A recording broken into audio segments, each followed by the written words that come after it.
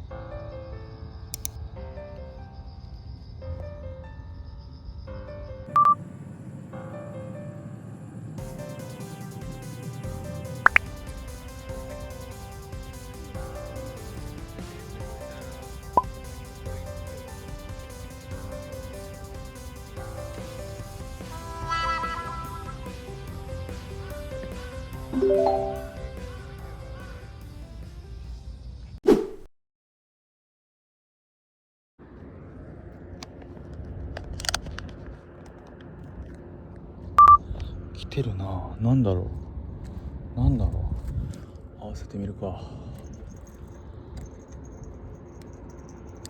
来てるか。あれですぐだったぞ。なんだ。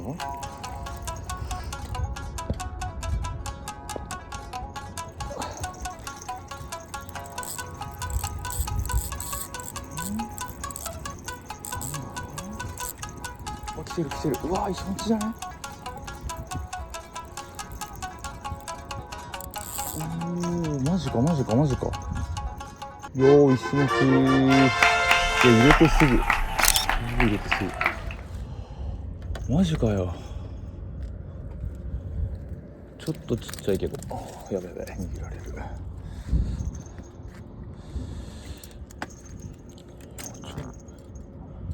お、久しぶりに聞いたな、グーグー来ました。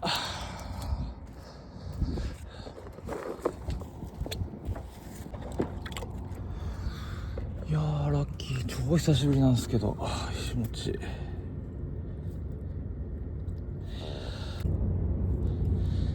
ちょっとちっちゃいけどな。よいしょ。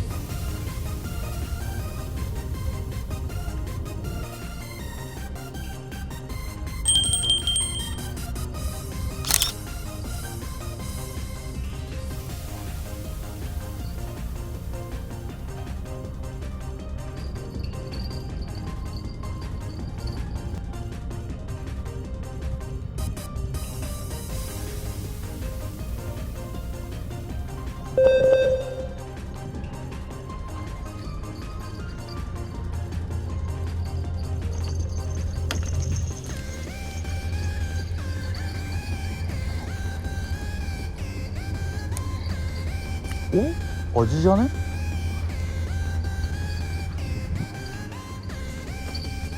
味じゃねこれ。う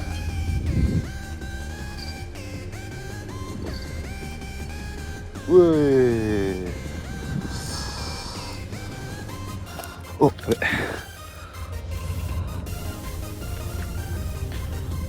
若若洲初味です。やっと来ました、若洲味。イエイ。